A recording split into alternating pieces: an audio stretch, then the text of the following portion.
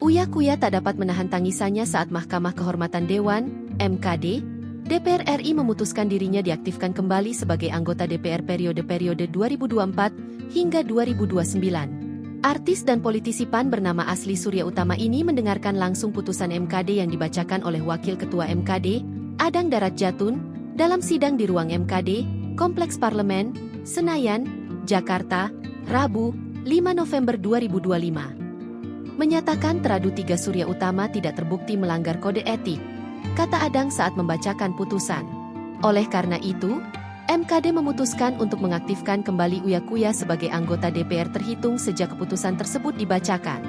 Mendengar putusan itu, legislator Partai Amanat Nasional, PAN, tersebut tampak menunduk dan meneteskan air mata. Diketahui, Uya Kuya sebelumnya dinonaktifkan sebagai anggota DPR oleh fraksi PAN.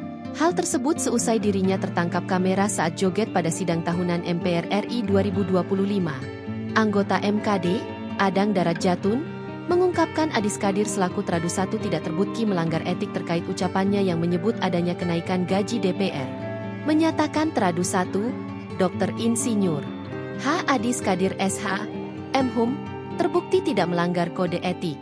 Meminta teradu 1 untuk berhati-hati dalam menyampaikan informasi dan menjaga perilaku ke depannya.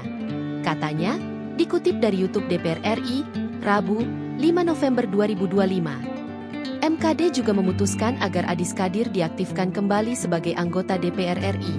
Sementara, Nafa Urbah sebagai teradu 2 dinyatakan melanggar kode etik setelah menyebut kenaikan gaji dan tunjangan DPR merupakan hal yang pantas. Adang mengungkapkan agar Nafa Urbah memperbaiki sikapnya ke depan. Politikus dari Partai Nasdem itu pun disangsi penonaktifan selama 3 bulan sebagai anggota DPR. Sementara Eko Patrio selaku teradu 4 dinyatakan terbukti melanggar kode etik setelah terekam berjoget saat sidang tahunan MPR.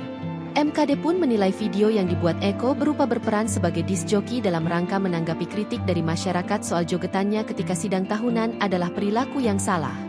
Dia pun dinonaktifkan selama 4 bulan sebagai anggota DPR sejak putusan dibacakan tetapi dihitung sejak pertama kali dinonaktifkan oleh PAN.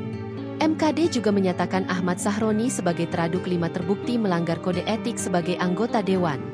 Dia pun disangsi penonaktifan selama 6 bulan sebagai anggota DPR.